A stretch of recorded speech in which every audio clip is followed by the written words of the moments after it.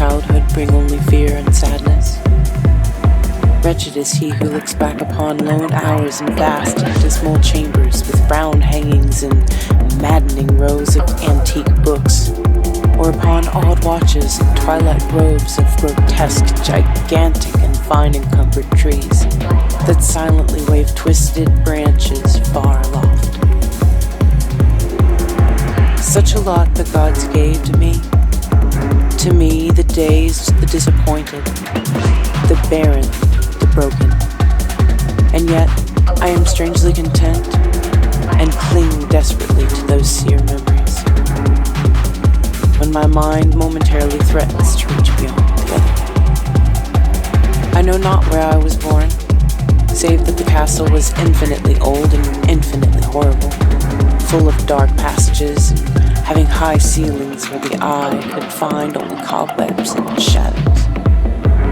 The stones in the crumbling corridors seemed always hideously damp, and there was an accursed smell everywhere, as of the piled up corpses of dead generations.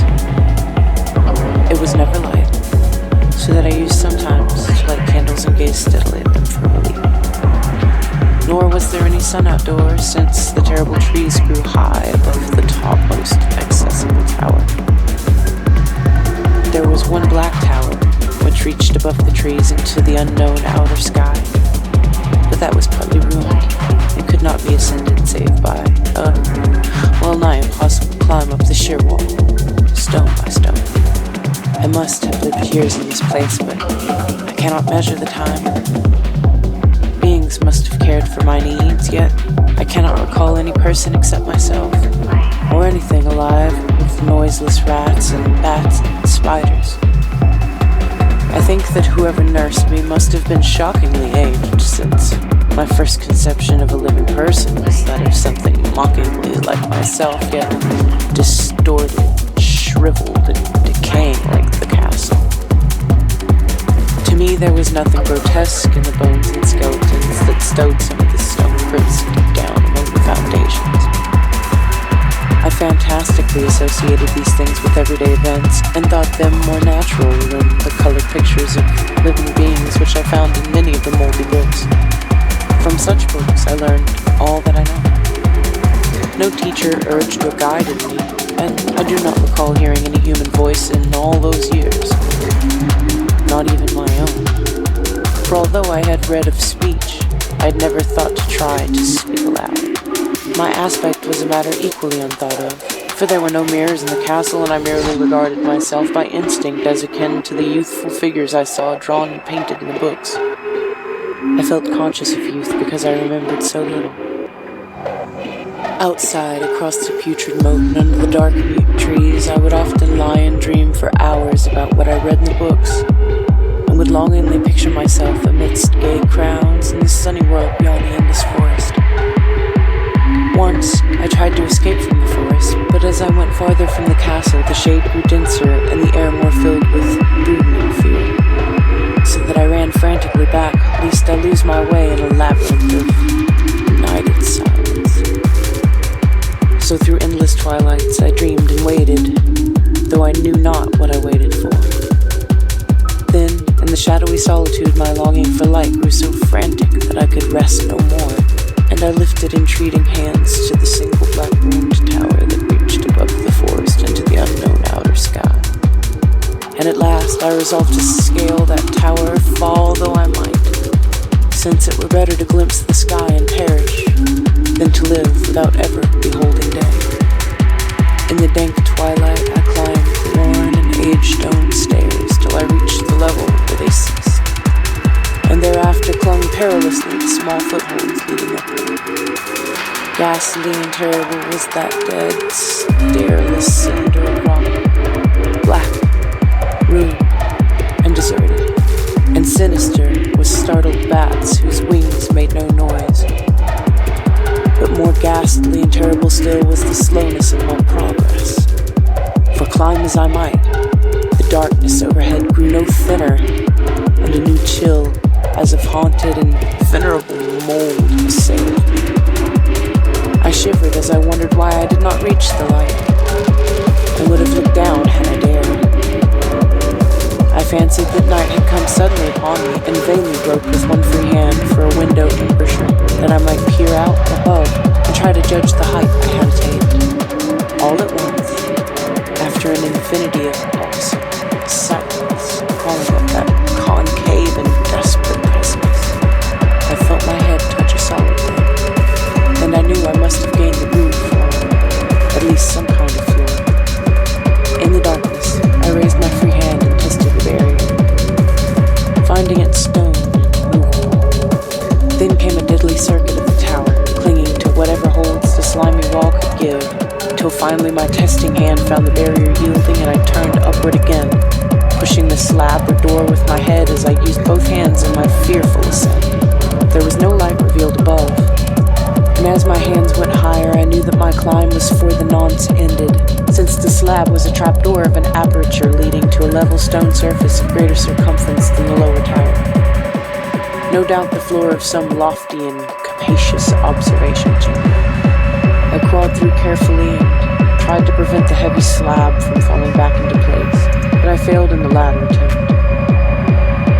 As I lie exhausted on the stone floor, I heard the eerie echoes of its fall, but hoped when necessary to pry it open again. Believing I was now at a prodigious height, far above the accursed branches of the wood, I dragged myself up from the floor and fumbled about for the windows, that I might look for the first time upon the sky and the moon and the stars of which I had read. But on every hand I was disappointed, since all that I found were vast shelves of marble bearing odious oblong boxes of disturbing size. More and more I reflected and wondered what hoary secrets might abide in this high apartment, so many eons cut off from the castle below. Then, unexpectedly, my hands came upon a doorway, where hung a portal of stone, rough with strange chiseling. Trying it, I found it locked, but with a supreme burst of strength I overcame all obstacles and dragged it open inward. As I did so, there came to me the purest ecstasy I've ever known. For shining tranquility through an ornate grating of iron, and down a short stone passageway of steps that ascended through the newly found doorway, was the radiant, full moon which I'd never seen before, save in dreams and in vague visions I dared not call memories. Fancying now that I had attained the very pinnacle of the castle, I commenced to rush up the few steps beyond the door, but the sudden veiling of the moon by a cloud caused me to stumble, and I felt my way more slowly in the dark. It was still very dark when I reached the grating, which I tried carefully and found unlocked, but which I did not open for fear of falling from the amazing height to which I had climbed. Then the moon came out. Most demoniacal of all shocks is that of the abysmally unexpected, grotesquely bleak. Nothing I had before undergone could compare in terror with what I now saw. With the unbelievable, with the bizarre marvels that sight implied. The sight itself was as simple as it was stupefying, for it was merely this. Instead of a dizzying prospect of treetops seen from a lofty eminence, there stretched around me, on a level through the grating, nothing less than the solid ground, decked and diversified by marble slabs and columns and overshadowed by an ancient stone church whose ruined spire gleamed spectrally in the moonlight.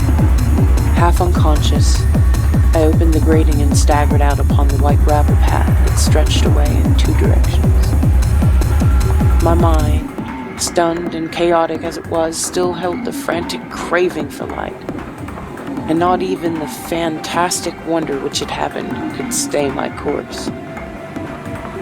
I neither knew nor cared whether my experience was insanity, dreaming, or magic, but was determined to gaze on brilliance and gaiety at any cost. I knew not who I was, or what my surroundings might be, though as I continued to stumble along, I became conscious of a kind of fearsome, latent memory that made my progress not wholly fortuitous. I passed under an arch out of that region of slabs and columns and wandered through the open country, sometimes following the visible road, but sometimes leaving it curiously to tread across meadows where only occasional ruins bespoke the ancient presence of a forgotten road. Once, I swam across a swift river where crumbling mossy masonry told of the bridge long vanished.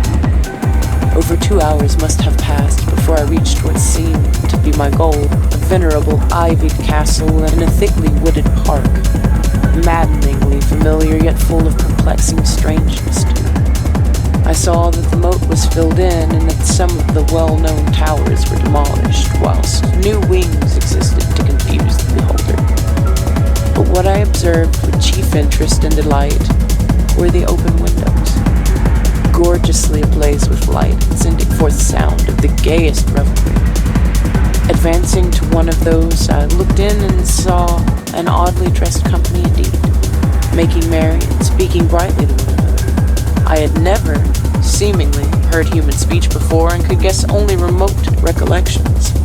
Others were utterly alien.